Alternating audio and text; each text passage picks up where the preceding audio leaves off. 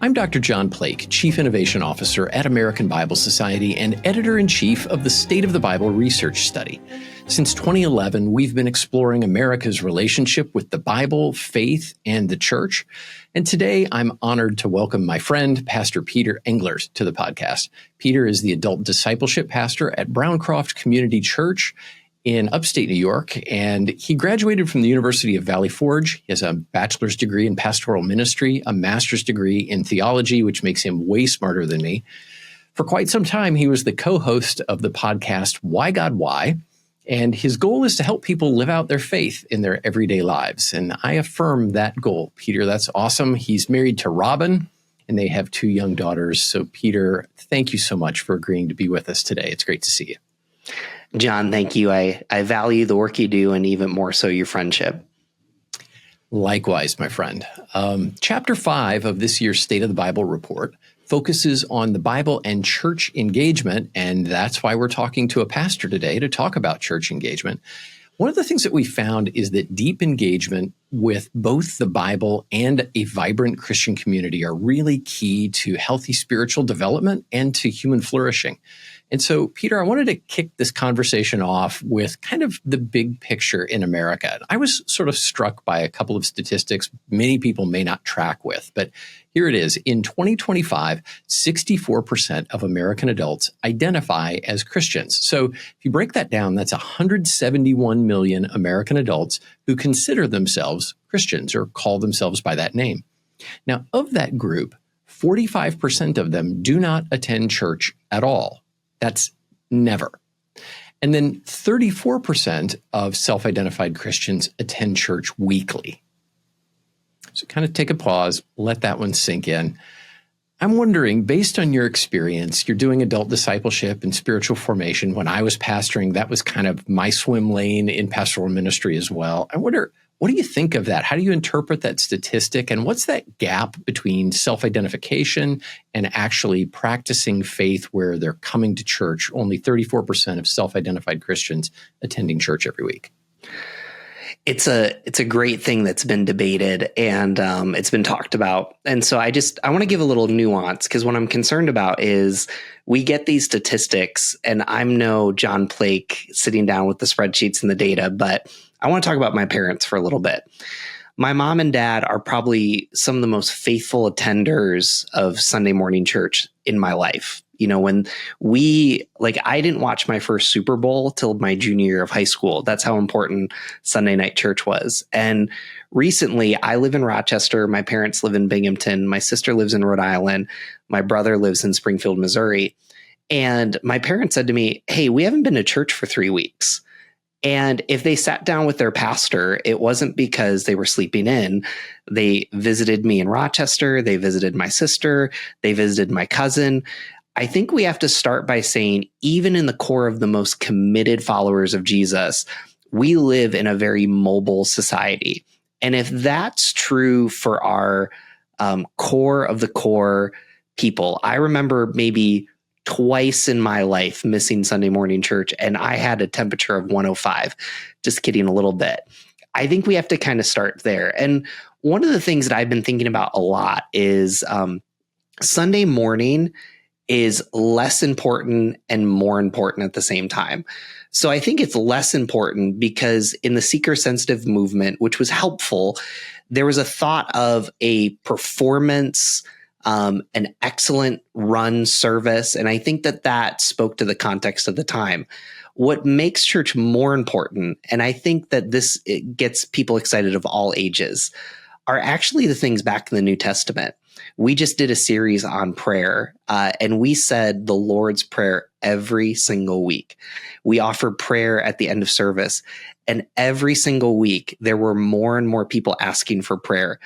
I hear people tell me all the time, communion is so important. When we have baptisms, it's so important. So what I would challenge pastors and leaders to think about is, have you set this vision for Sunday morning service that people feel the sense of, I'm missing out on something in the growth of my faith, not I'm missing out because it's cool or it's wonderfully run. And recently I heard a podcast with Brady Shearer, and I believe it was him. So if I'm wrong, somebody will comment on it. But he said, individuals who are seeking faith go to the yoga studio to meditate. How much more important is it for them to feel like they're participating in prayer in the service? So I think two levels. We have a more mobile society, and that affects everybody in their faith stage. But then secondly, I think it's on us to have these participatory practices within the service and not just create spectators. I think it's such a great observation. You and I come from similar faith tradition backgrounds, and so we kind of, relate to one another. I think one of the challenges that we could have in what I call my end of the church swimming pool, if you will, is this notion that there's kind of the sage on the stage, and that the pastor, the central event of the church service is the preaching of the word. And I'm all about the preaching of the word, but I have to realize that in the age of the internet, anybody who would attend my church, if I were the pastor, they can find somebody who can preach that same message way better than I can, right? And they're at their fingertips. They can find them on YouTube. So their need for me to be able to be the very best public speaker they've ever met might not be as important as me being the best pastor who knows them and who leads us together in the service of worship to God. So excellent points on that. I wanted to kind of turn the tables just a little bit and focus on generational diversity. A lot of organizations, I think American Bible Society included, we would say, hey, one of the signs of a healthy congregation is generational diversity. You got old people, you got young people, you got everybody in between. But one of the things that we noticed in chapter 5, in the research that we did for chapter 5, is that Gen Z adult churchgoers feel significantly less engaged than all other adult generations. If you haven't been following along, Gen Z adults would be 18 to 28 years old this year. We don't do surveys of teenagers or youth. So if they're not 18 years old, if they're not a legal adult, we don't survey them. And so we look at that 18 to 28-year-old and say, we noticed that they are a lot less likely to strongly agree on three elements of church engagement. The first one is they're not as likely to agree that they have opportunities to learn and grow in their faith as older generations would be. They're not as likely to say that there's somebody at church who encourages their spiritual development, who's kind of walking the walk with them. And they're much less likely to say they strongly agree that they have opportunities to use their spiritual gifts to serve the church. So that was kind of interesting. We did a flash poll, I don't know, last week before last, 2 weeks ago maybe. And what we saw in this poll that we did of our audience, which is mostly pastors and church leaders, is that churches are kind of feeling this tension about having challenges connecting with Gen Z adults, almost like the way we have done it with previous generations isn't having the same effect with Gen Z. And so I'm curious, what thoughts do you have for our fellow church leaders trying to engage young adults? Well, I want to start with the point that I made in the first question that you asked, which is I feel like Gen Z is pushing us back to the New Testament. They're pushing us back to the early church. They're pushing us back to this rootedness. And you actually made a comment. My friend J.R. Briggs, who's a coach and a pastor, he says, they're not looking for a sage on the stage. They're looking for a guide on the side. And with those three areas of metrics that you talked about, that is not a program. There are program elements of it. And even as an older millennial, actually, I might be more of a mid-tier millennial. I'll let the statisticians talk about it. When I think about growing in my faith, I think about the people that singularly invested in me. So I had this retired pastor. His name was Ron Piedmont. I maybe had one class in college on how to do hospital visits. I learned 90% of hospital visits from him saying, hey, why don't you come with me? So I would walk into, tonsils being out, cancer surgeries.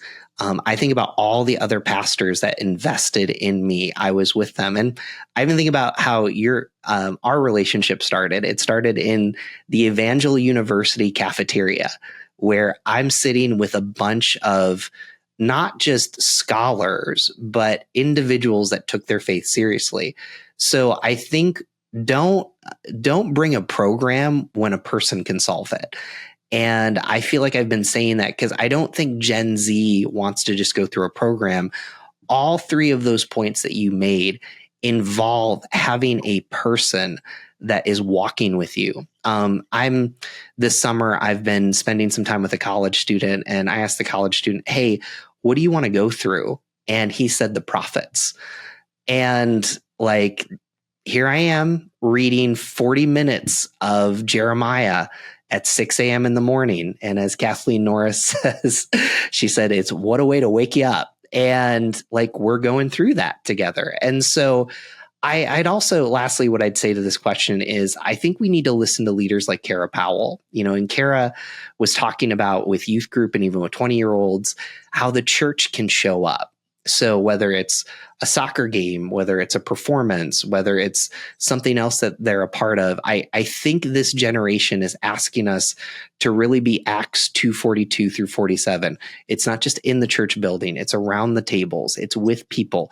It's, people want to see when I fail as a parent in my marriage. They also want to hear how I've grown. And you can only do that through proximity of a relationship.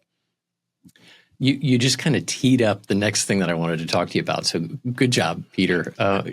So one of the most agreed upon statements that we found in our research was, my pastor or church leader cares about me as a person. I just want to say that again. My pastor or church leader cares about me as a person. Now, I know I'm a former pastor, and I think if I had had people in my church saying that, I would be encouraged, because it's one of the things that I most wanted to communicate. Not that I had the best thought on Mark chapter 1, verse 18, although it's a cool part of the Bible, but still, I wanted them to know that I cared about them as a person. And I wonder, what do you think that pastors are doing well that fosters that relational depth with people in their church? What kinds of things should we be encouraging our peers to be doing in their pastoral ministry? The most important thing that I do is meet one-on-one with people. And whether that's lunch or coffee, and like I actually don't know how pastors used to do it in 1995, because you would have to, whether you're pastoring in the Midwest, everybody worked a 9-to-5 job. People have more flexibility now than ever. And do I still do night meetings? But my job is to sit there and ask them the spiritual questions. And believe it or not, these individuals want to be asked those questions. And so I was just thinking, I grabbed a quote. John Mark Comer, if you learn anything from going to seminary, you read the footnotes. And so John Mark Comer, in Practicing the Way, he quotes this book called The Critical Journey, and it's by Janet O. Hagberg and Robert Gulick. And, they talk about these different stages, but this quote, I think, goes so much with this question. And they're talking about spiritual conversations, and they say this: what were your 3 most significant religious or spiritual experiences before the age 25? And the 3 most significant religious or spiritual experience after age 25? Most people have never had a chance to reflect on these questions, and even fewer had a chance to tell their story to 2 or 3 other people who just listen without asking questions or interrupting. Think about that. Who else in our society besides pastors? And I want to be careful, because there are pastors that are doing damage. There are pastors that don't listen. There are pastors, spiritual abuse is real. But the majority of pastors I know are sitting down at a table in a small group, having these deep conversations. And so, this year I was on sabbatical, and I was thinking about, how do I define ministry? And I've defined a ministry as helping people recognize God's presence in their life. So that means I have to pray up. So I have to pray for that individual. I have to show up. I have to be present with them somehow. I have to listen up, and then I have to speak up. I talk with some older pastors, and they feel this urge that, if they ask the question about how does the Trinity work, that they have to answer that question. And I still feel that pressure, but I also feel, hey, before I answer that question, where is that coming from? But then number 2, what are you bringing to the table about growing in your faith, about, this question and why it matters to you? Because before we even try to nail the doctrine or get all that down, What is God trying to do in your life? Why are you fascinated with this question? And I think pastors are in a unique place to ask that question and listen to that. I think you brought up this idea of having great spiritual conversations. And some of you may know that prior to coming to American Bible Society, I worked in Christian higher education. In fact, Peter talked about where we met. And one of the interesting things that Christian college and university students often tell us is they want a mentor. And it's a challenge in Christian higher ed because when we dig into that, they don't want someone their own age. They don't want someone who's just a couple years older. A freshman does not want a senior to be their mentor. They're looking for someone who's older, who's established in their life and in their faith. And it's funny, we sat down with them and we said, well, what do you want these mentors to do with you? We want to go to their house on Sunday and eat nachos and watch football. That was basically the shorthand version of it. And I was confused. I'm trying to define a program here. And they're like, you're missing it. We just want to have a relationship with someone who is a seasoned follower of Jesus. And when we then have questions that arise, the relationship foundation is already there. So we can have conversation about that without it being awkward or an appointment or something weird. And so I know I've worked with colleges and universities who are like, I don't know how to scale that. It's really, really difficult to scale. And that led me to my next thing I wanted to talk to you about, which was Gen Z also had a least agreed upon statement. In fact, our whole research this month said the thing people least agreed about was, I have a best friend at church. And it got me thinking about, if we could teach others to have spiritual conversations, not just conversations about Netflix or football or, and those things are whatever, that's fine, right? You can talk about pop culture, but most people actually don't know how to go deep. And I'm wondering, from your perspective, Peter, what role does deep friendship play in someone's spiritual journey and in their feeling engaged with the church community around them? Man, if you and I could solve that, we probably could quit our jobs and do the speaking tour because, it's quite it's huge. And so where I want to start is Joseph Meyer in his book, The Search to Belong. He talks about the 4 circles of community. And so he talks about the crowds, which that's 70 plus. And again, this models Jesus, but there's also some societal psychological studies behind this. But Jesus had the crowds. And then he talks about a social space with 20 to 50 people. So again, Jesus had this kind of a little bit more of a core group. And then he talked about the personal space. So you can think of that as a small group, the 12 disciples. Then he had the intimate space with Peter, James, and John.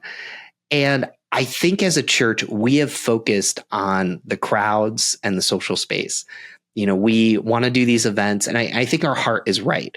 I'm not saying kill the men's breakfast, but I think the heart is if somebody comes to one of those, they'll build a relationship, they'll take someone out for coffee, and then they'll go from there. I don't think that that's the case anymore. I think part of it is I'm part of a church right now where there are so many mature, wonderful Christians that for their growth, they actually need to invest in someone younger than them. That's what I think about that person or the intimate space circle.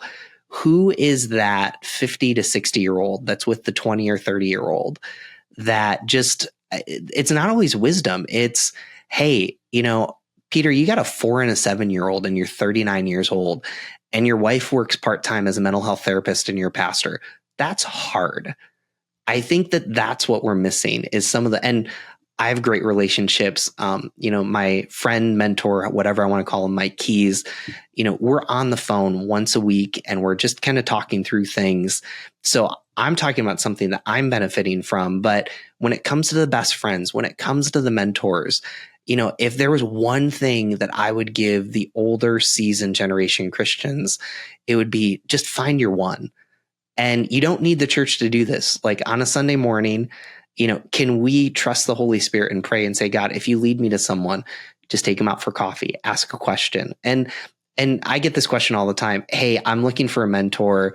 Should I wait to be asked or ask someone? And then, hey, I think I should mentor. Should I wait to be asked or ask someone? And the answer is yes. Like if you're feeling God lead you, whether you're younger or you're older, go do it. And, I just want to reference something else. Like, when I'm with college students or young adults, I know what I don't know. And in a sense of, I just remember this, someone said, hey, did you spill the tea? And I'm like, I drink coffee. And you're laughing because I think you know what this means. I go, I don't know what spill the tea means. And they said, oh, it means gossip. And so I wonder, can we take a whimsical posture of humility and be like, I don't get it. Like, tell me.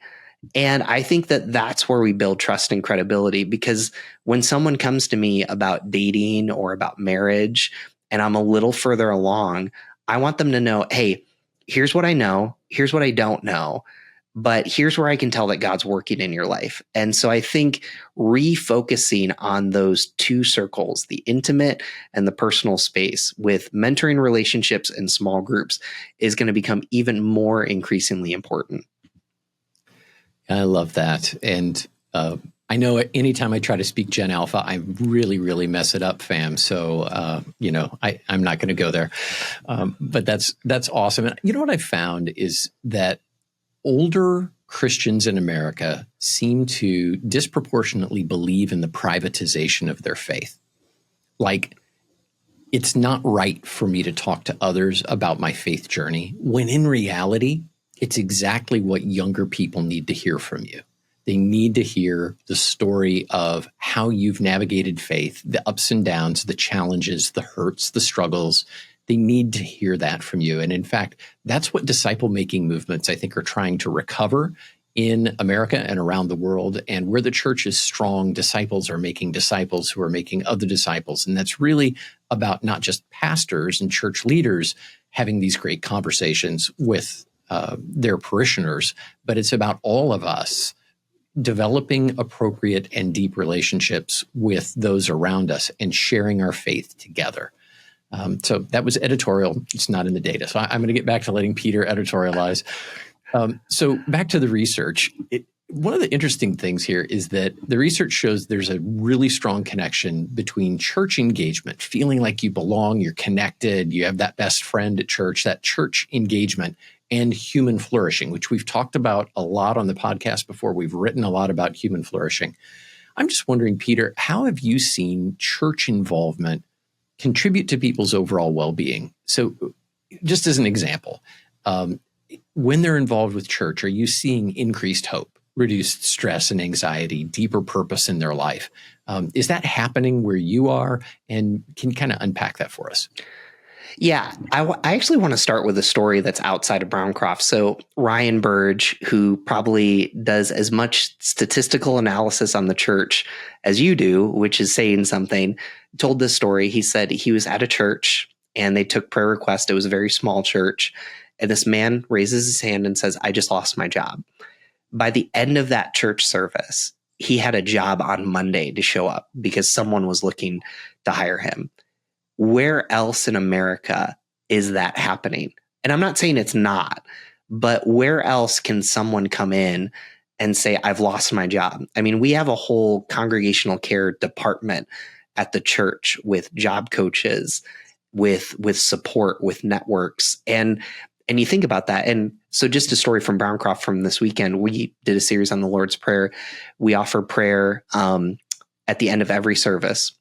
A gentleman comes up and he just said, hey, I'm really desperate. I'm in a really, really tough time. And it was a volunteer. And the volunteer said, show up to the church office on Monday morning. This guy shows up to the church office and says, hey, I'm really struggling. He left with a basket of food, some other things that he needed.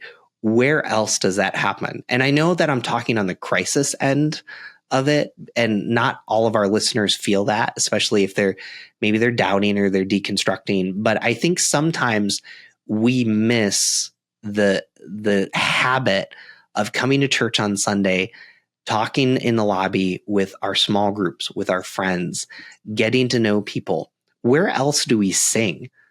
I mean, I went to a Phillies baseball game last week, and like, it's still kind of odd to think about hearing, singing, with Take Me Out to the Ball Game.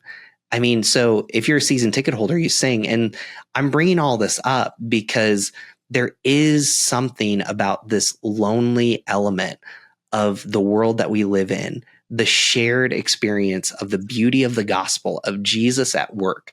So when someone is desperately anxious and depressed and they show up to church and the worship song and the word touches their hearts, that they take a next step. And then on top of that, if during your week, if Sunday is actually, it's not culminating the end of the week, but it's actually framing the rest of your week.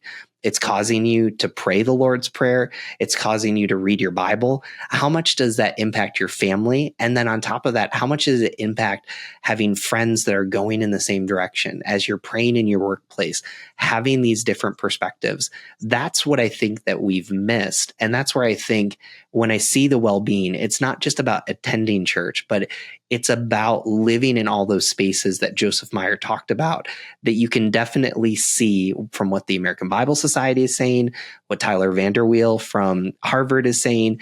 It's these relationships that are really driving and not only helping people grow spiritually, but having a huge impact on anxiety and depression and other areas of well-being. I don't think I can improve on that. I was just, as you were talking, I was thinking of an instance where someone that I know was just facing a struggle, job loss. And what was the first thing he did? He texted everybody in his life group and they began to pray for him. And God came through, but he didn't have to walk through that alone. And so I think when we face struggles, everybody faces struggles, right? But we don't have to face them alone, and we don't have to face them without friends and people who are on this journey with Jesus with us, and we don't have to do it without God walking with us. And what a powerful thing for all of us at different times in our lives. Well, we also found that 33% of respondents strongly agree that they have opportunities to use their gifts at church. 33%. I don't like that one, Peter. I'm just like, man, why can't it be like twice that, 3 times that? Why can't it be 99% of respondents say, I have opportunities to use my gifts at church?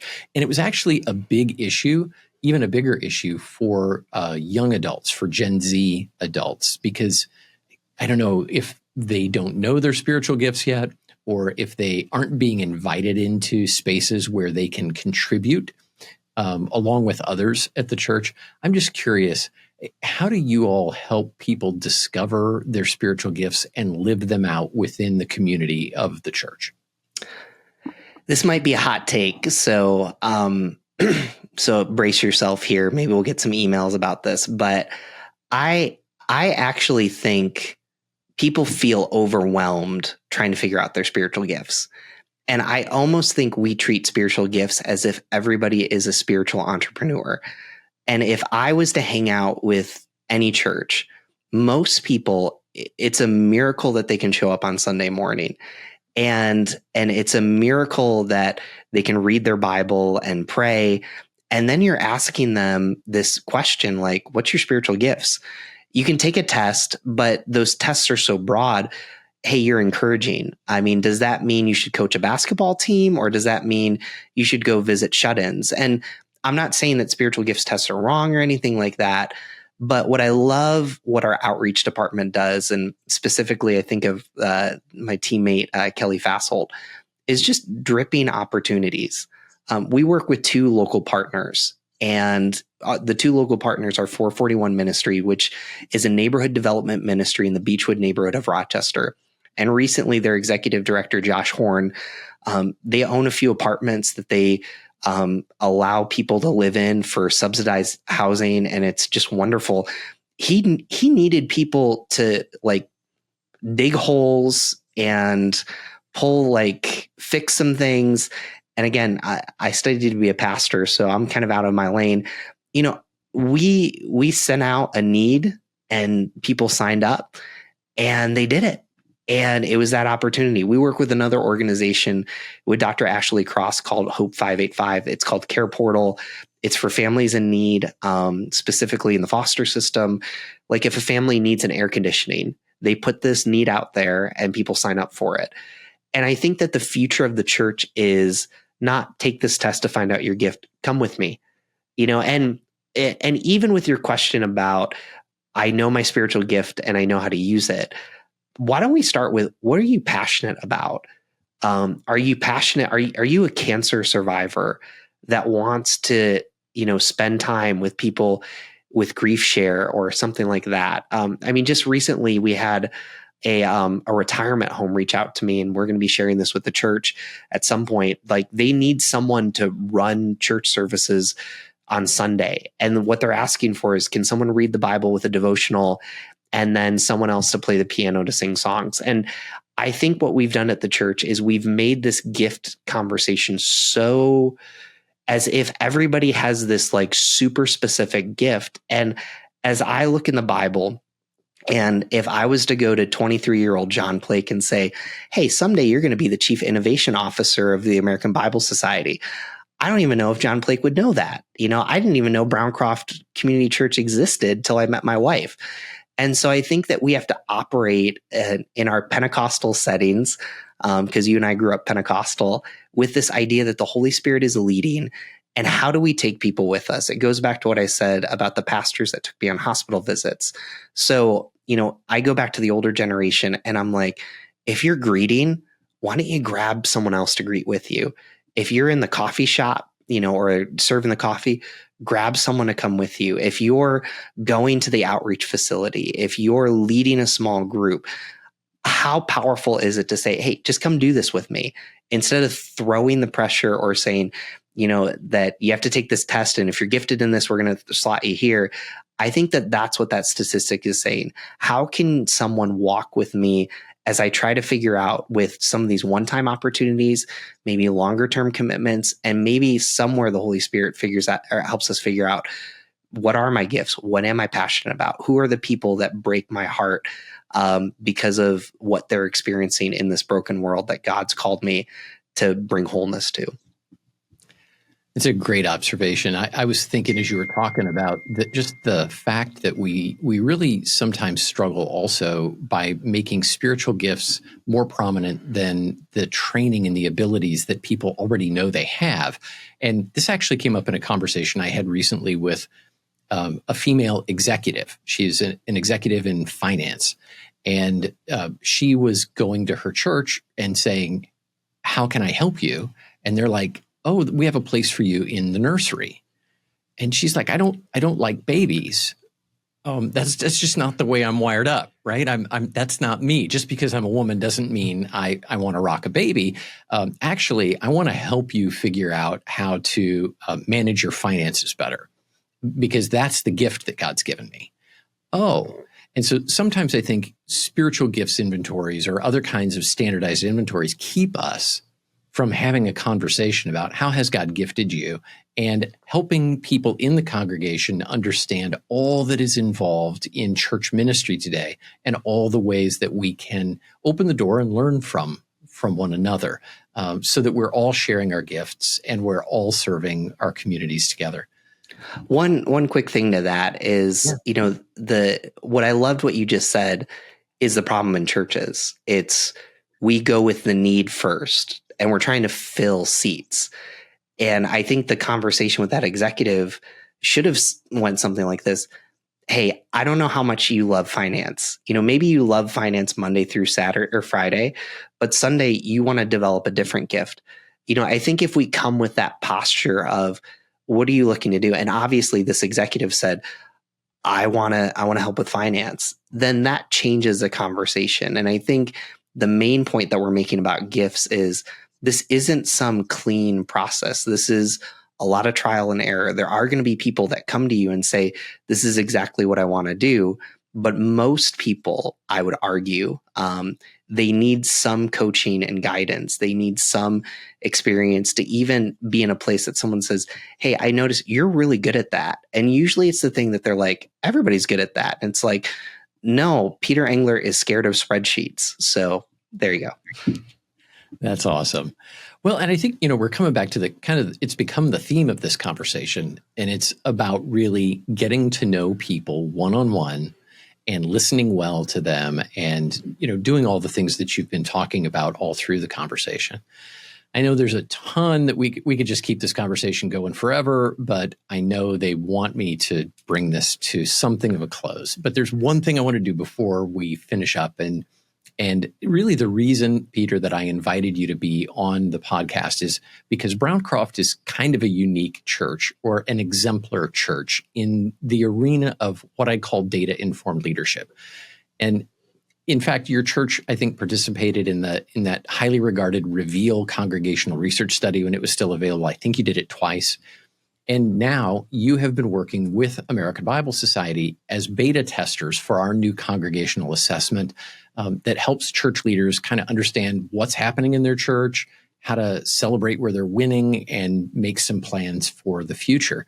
And I'm just wondering, not every church does that, right? So what have you learned from this process of congregational surveys over the years? And maybe if you were talking with another pastor or church leader who's considering an assessment like that, what counsel would you give to them? Yeah, that's a great question. So I think Rochester is in the top 10 most patents per capita. And so we live on the east side of Rochester. It's influenced by Kodak, influenced by Bausch Shalom, these very influential companies. So, when I say survey or assessment, it's kind of like a level, it's a little bit of a love language, like, oh, you care to hear about us. And so I think that where I want to kind of come back to is my friend Dave Hertwick, who's a pastor in the Syracuse area. I love what he says. He goes, we have to love the problem more than the solution. So why do I do assessments? People think that I am an assessment person. And if they would have met me when you knew me, you'd be like, this guy is not an assessment lover. But what I found is that at the church, we need something to take the temperature. And so what assessments and surveys allow us to do is to love the problem before getting to a solution.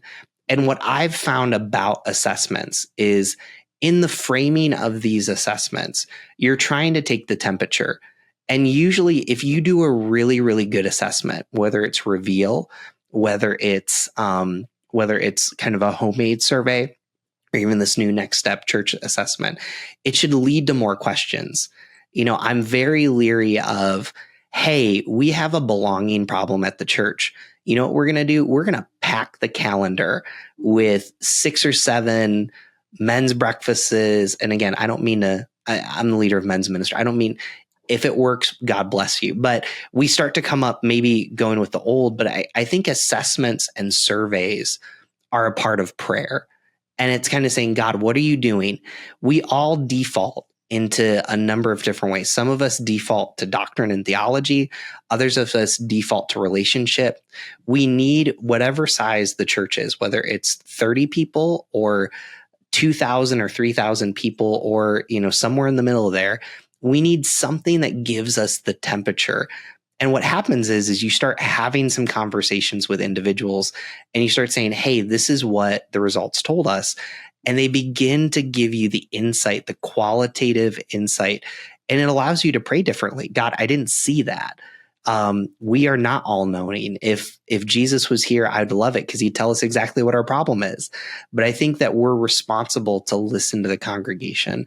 And I think that that's what assessments allow us to do. Yeah, I've often said that assessments like that are really designed to be valid, reliable ways to just listen to people at scale. And most of us don't have the time or perhaps even the skill to ask the right questions of everybody in our congregation and then compile all of that information and figure out what it means. And so I've found these kinds of instruments to be really useful. The data don't tell you what to do. Leaders make leadership decisions, but data inform leaders in some really important ways. And so we're pretty excited about that process and grateful to Browncroft for your help in that process. If you're listening and you're interested in learning more about American Bible Society's congregational assessment, you can check it out by visiting church.nextstep.bible. And we're planning to have the tool ready to go. It'll be absolutely free of charge, available in English and Spanish in September or October. This is 2025 when we're recording this. So if you want to check it out, though, there is a landing page there. You can learn a little bit more at the website. Enough of the shameless plug. Peter, you get the final word. What's one piece of advice that you would give to somebody who's saying, hey, I'm interested, but I'm kind of apprehensive about attending church or getting involved in a church community? Somebody who, I don't know, waded through all of our pastor talk and got to the end and said, yeah, do I really have to get engaged with the church? What would you say? Before we get there, I just want to say two things to pastors that are thinking about that assessment. And I'm really glad that you're framing it and bringing that up. And the first thing is this: don't miss the moment.